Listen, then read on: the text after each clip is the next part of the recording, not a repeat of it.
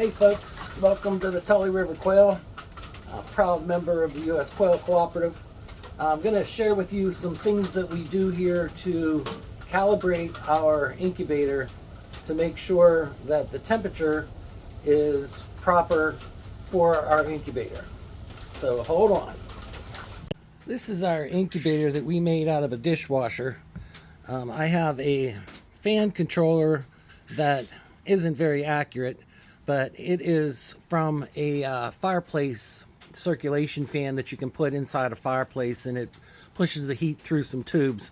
But it's a horizontal fan that blows this way, and we have it magnetically attached to the top that circulates the air around the front and the back and through the holes of our trays.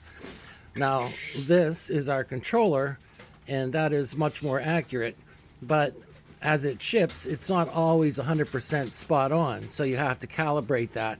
And I have another video on how to actually change the values if you need to do that.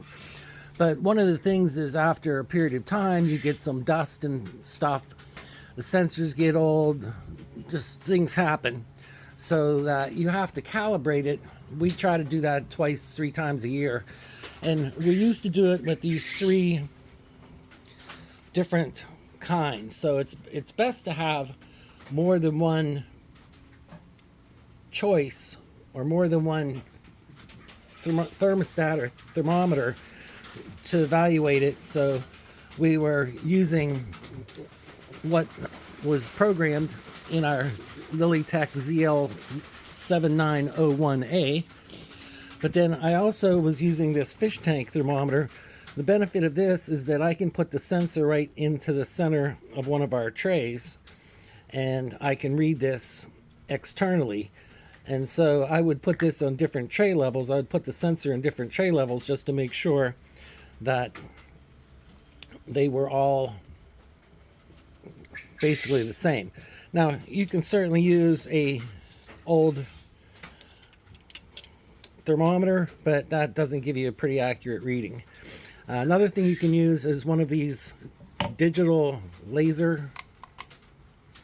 So whatever it touches, it'll give you the proper temperature. So that right there is showing 69. I don't know if you can see it. I don't know why it's not showing up. There you go, 69. And then I'm just going to hit the same spot and it shows you 69. So this is really accurate. This is pretty accurate. This isn't very accurate. So we have another one that we got from a restaurant store, and I don't know if I still have it on one of the trays inside here. I'll open up the door just to show you, but I think I might have taken that off. Now we have 5 trays for our incubator, and each one can hold 130, 140 eggs, depending on whether we're doing little bob white or jumbo Coturnix. And I want to show you this new product that we use that's pretty cool, but I'm just going to show you how we have this set up. Yeah, there's one of the other controllers in there, but again, that's not very accurate. That's for food. We have some bob whites hatching in here. We have some Coturnix hatching in a couple days, but you can see how we have these glass plates, so that kind of keeps the heat in when we open the door to do whatever we got to do. But let me show you these. This tray is pretty cool, so I'll show you some stuff about it. There is another video on how we made this, but we went to this local place called Moses P. Glick. We live in Amish country, so there's a guy that collects scrap, and he buys stuff from, I guess, companies that are going out of business, and they had like pallets full of this 1/2 inch or 1/4 inch metal material. And so I bought a bunch of these. These are, I guess, drains for an oil pan inside a commercial something. So it's a filter drain. But anyway, because it's metal, it holds the heat. So whenever I pull this out to candle, now I'll also use this heat lamp, and I'll heat up the ground, or I'll heat up the desktop here because it's just wood. And then I'll bring this out to candle, and I'll use my trusty little incubator. This is the best. And I can candle the eggs while they're still having some warmth coming from here, and I'll turn this off, this heat lamp that's up here. I'll turn that off right when I'm candling so I can see the eggs, but it at least allows me to heat up the workspace, keeps the heat with the heavy metal tray, and that's that. I've used decking material, this composite decking material, plastic, instead of wood. That seems to hold its shape better than wood would. Remember, reminds me of a guy I used to know. But let me show you how I made this. So I basically cut these in half, and I made some sidewalls, screwed the metal plates up, and then I got this same plastic from Moses P. Glick as well, that I just used a little table bench saw and cut the slivers that I needed, drill a little hole for the electronic, for the wiring, and I'll show you that in a minute. And then I put a little handle to be able to slide this out. And then here's our tray. This is the cool part. All right, so there's a bunch of different ways that you can rotate your eggs. You can put them on rollers. You see that sometimes, and they do it that way. What we do is we have this tray that goes back and forth.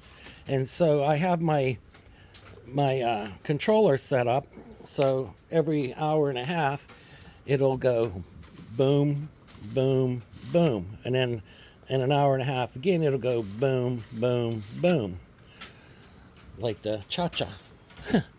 So anyway, basically this is just a piece of wood. These are dish rack rods that come with a rubber string. So you can buy these. They're basically a dish rack that you can put over top of your sink. And this one big rubber piece, I don't know if I have it. But anyway, I just pulled the rubber off, and then I bought these little nipples so I can move these around. I'll show you. I'll take one out. And it's basically just a little rubber end cap that you can do, and this allows me to change the spacing if I want to, and add another row or take out a row or whatever I want to do. All right, but I'll get to the temperature thing here in a second. I just want to show you this. All right, so these are the little disc motors that a lot of people will use. Sometimes you'll see them mounted on the front of a tray, and that causes the gears to rotate on a if you have rollers. So the rollers will be sitting on there. There'll be like a gear mechanism, and then when you turn one, it turns the rest of them. Now those are all made out of plastic usually, and they're from China, so they break. I don't like to buy things that break. I like to make things that work. So anyway, you can buy these motors. They're pretty powerful. They're 110 volt. And you can get them 12 volt too, but 110 volt for these ones. And then I basically just made, they have come with little ear places to screw it or mount it. So I took a piece of 1.5 inch aluminum, made a tray for it, and then I got these little bushings, and I cut a piece of this same plastic, and I used a rivet with a little screw, a bolt on top. One of those lock bolts has a little rubber thing in there so that it doesn't untwist, and then this kind of rotates as a pin.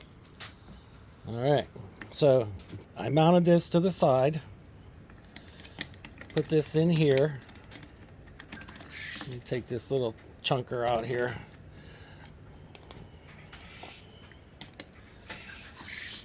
And then I have the tray fit in here, and as this rotates, it slides the tray back and forth. So that's that. And then I usually have this velcroed here, and then with these puck motors, you get the on and off control.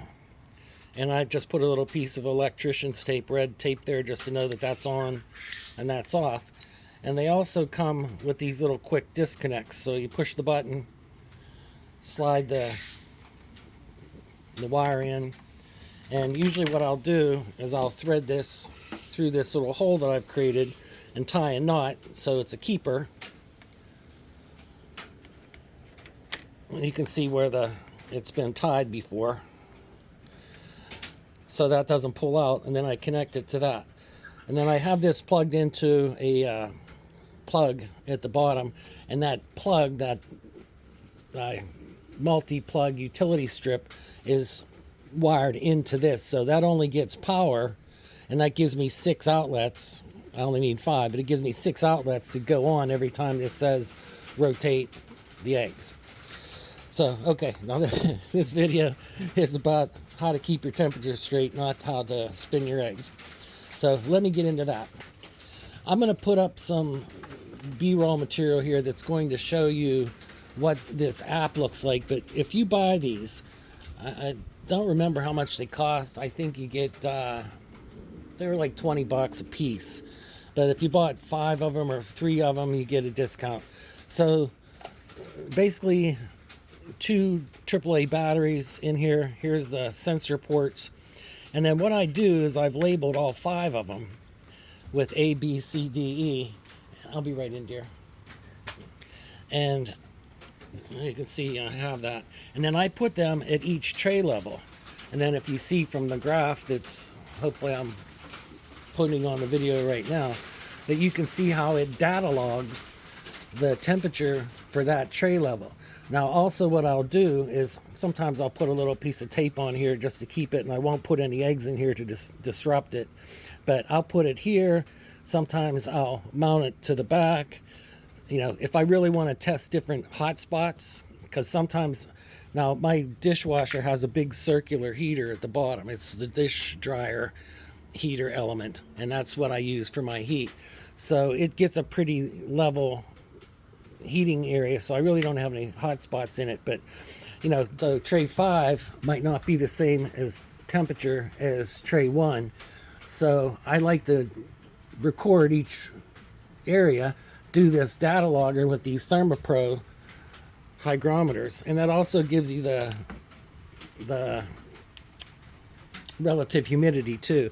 And so what I do is once I see what the temperature, and these are all reading the same, and if this is off, then I can calibrate this by removing 1 or 2 Celsius or 0.0 Celsius on and off, depending on what I need. And like I said, I have another video on how to do that. You have to push this button and this button and hold it for a couple seconds and then scroll through a menu until you get to the T2O.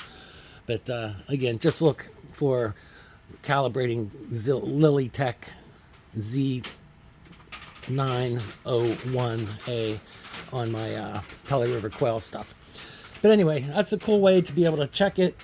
If you're having problems with your incubation, it's usually because of temperature. So it's a good idea to check it. Like I said, sometimes these sensors, they're basically just a sensor inside a box that has some hole. That stuff gets some egg powder in there or whatever. You know, your incubator gets dirty every once in a while. So that's a good way to check it. That's what we do, and we've had good success. So hopefully that helps you guys. If you are, say hi to some jumbo babies. Anyway, if you guys do sell or buy quail, go to the U.S. Quail Cooperative website and join us. We're trying to create a parallel poultry network for a backup food supply.